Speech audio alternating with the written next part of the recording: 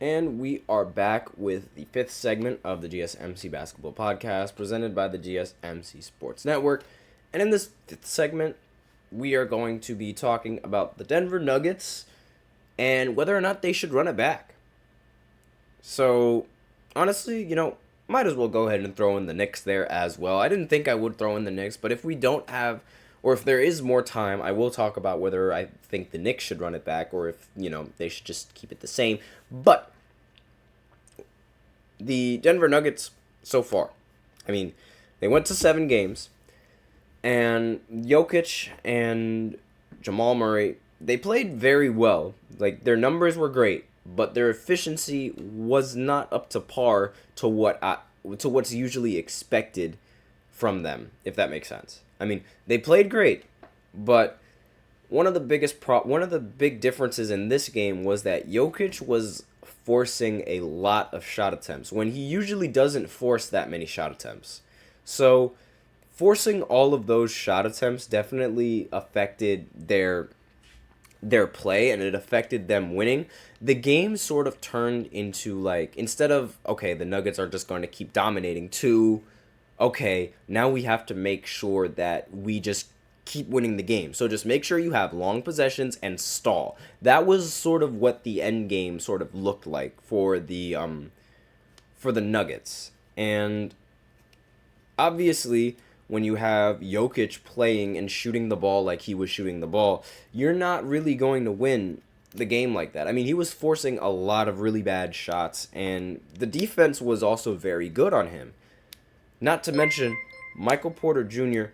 also played relatively poorly in this game. He didn't play well at all. Like, it was not it.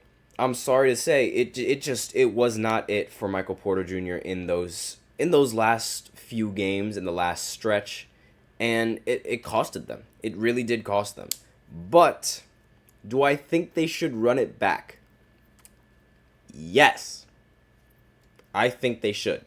Now, I'll give you my reasoning for that. Jesus, I almost dropped that. I apologize, but I'll give you my reasoning for why I think they should run it back.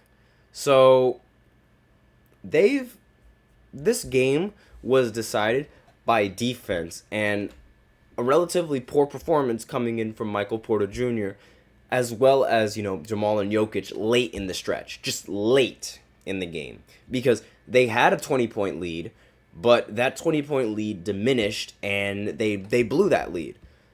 Now, it's the fact that they led. They just needed to hold on to that lead, and they would have won the series. But unfortunately, that's not what happened, and, they were able to rally. And on top of that, Anthony Edwards didn't shoot the ball that well either. It was just a collapse for this Nuggets team. And I have a feeling that it's not going to happen to them in the future. All they have to do is take this, learn from it, and then apply it into next season. I think they still have enough pieces and good enough players to be able to compete again. And all they have to do is just run it back.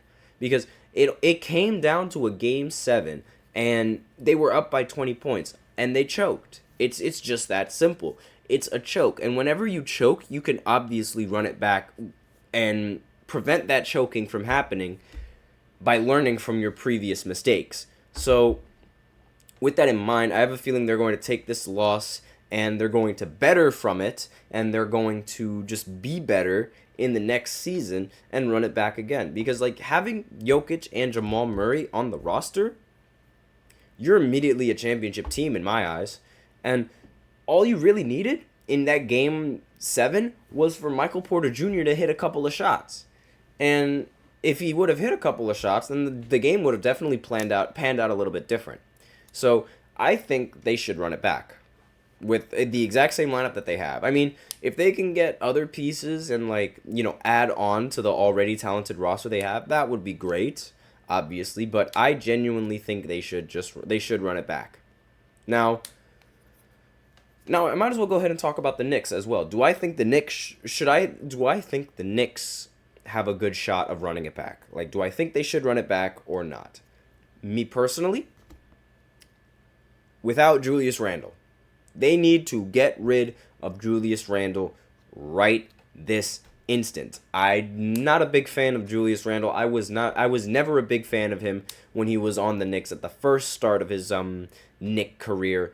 He played horribly in his first ever postseason run, and he played just as bad in his second postseason run. I am not a big fan of Julius. I want him off the New York Knicks.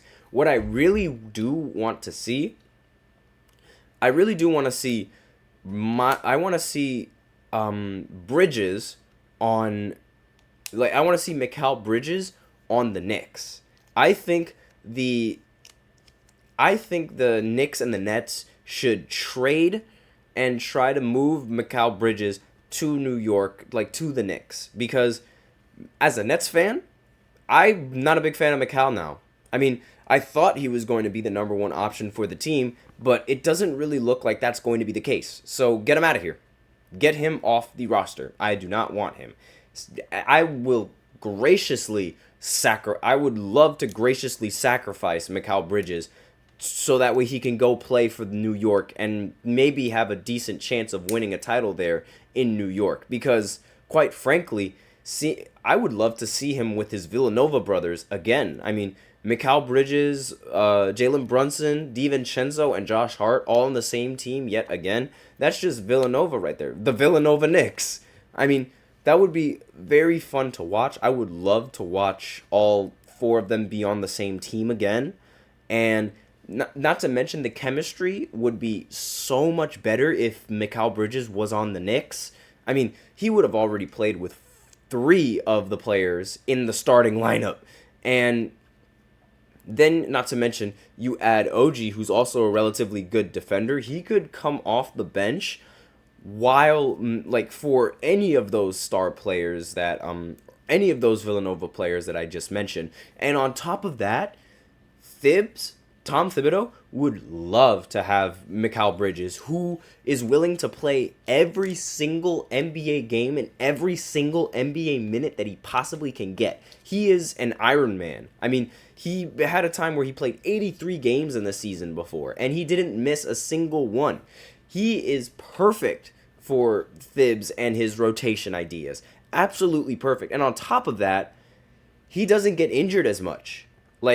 As much as Julius Randle gets injured, he knows how to protect, Bridges knows how to protect his body a lot better than Julius Randle. So I think if Mikal Bridges joins the Knicks, it would be a match made in heaven. Now, the biggest problem for them, obviously, would be, who to trade for, to gain, because the Knicks would have to give up a lot of pretty valuable pieces just to get Mikal Bridges. But honestly, since it is the Brooklyn Nets, I wouldn't be surprised if they mess up this trade and, the Knicks get Mikal Bridges for, pocket change or something like that. Would not be surprised if that's the case whatsoever. But I wouldn't mind sacrificing Bridges just for, the chance of a New York team being good. Would not mind that in the slightest whatsoever. And a lot of people, they question, why is it that you like the Nets and you like the Knicks? Aren't they supposed to be rivals? Technically, yes.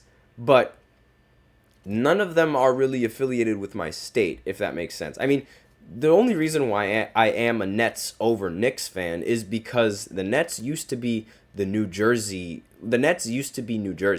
So I would rather root for that team than the New York Knicks, even though every other team I root for in every single sport is a New York team, whether it be football, aside from hockey where they actually have a New Jersey team, but whether it be football, whether it be basketball, every single team that I root for is a New York team. And I don't see a problem in rooting for both of them. And granted, obviously, if the Nets are in the playoffs and the Knicks are in the playoffs, I am rooting for the Nets every single day of the week. But if one of them is more successful, if one of them is a little bit more successful than the other, then I'm going to root for the other successful New York team because they're closest to me. And I watch both of their games. I have the ability to watch both of their games from my TV using cable. So that's sort of my reasoning as to why I am a Nets and a Knicks fan. Granted, most of the time I've watched I had to watch the Knicks be absolutely horrible. I mean, they had Carmelo Anthony for a while when I was growing up watching the NBA, but it didn't really pan out that well. And then Kevin Durant and Kyrie came over to Brooklyn, and I was just like, ooh, that looks like fun to watch. So I just kept watching them, kept pulling my hair out, this, that, and the other. And I really liked the position that I was in up until, they decided to trade. I'm still, a vivid Nets fan, regardless of whether or not they're good or they're bad. But it's come playoff time where I decide to root for the New York team. I feel like that makes enough sense. But a lot of people, a lot of weirdos and a lot of fanatics are going to be like, oh, that's so weird. Oh, you're not supposed to be a New York team. Nah, nah, nah, nah. This, that, and the other. But it's completely different because it's like they both stink. They're really bad. It's nothing like as much as people want to make it a rivalry, it is not the same rivalry as the Clippers and the Lakers. It's just not the same whatsoever. Like, I don't really get a similar vibe from that. I don't know. Maybe it's just me, but I don't really get a similar vibe as I get from Lakers going up against Clippers. But that's really all I have to say in this fourth segment. So I think the Nuggets should run it back.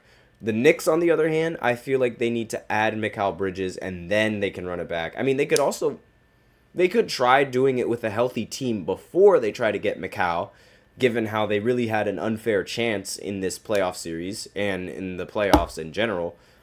But I genuinely think that, they need to get Mikal, and if they do get Mikal Bridges, it's game over.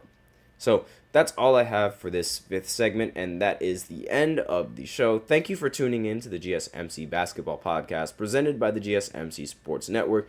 Your support means a lot to us, so please remember to subscribe to the show, leave a positive review. It really does make a difference. We also invite you to follow us on Facebook, Twitter, TikTok, and Instagram for more content and updates. And as usual, please remember to use the link in the description to get your comments recognized, or the link displayed below the ticker on every single show segment. It's gsmcpodcast.net. It really helps the show, makes the show much more interactive between myself and you guys.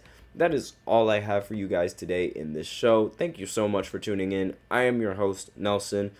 And as always, take care.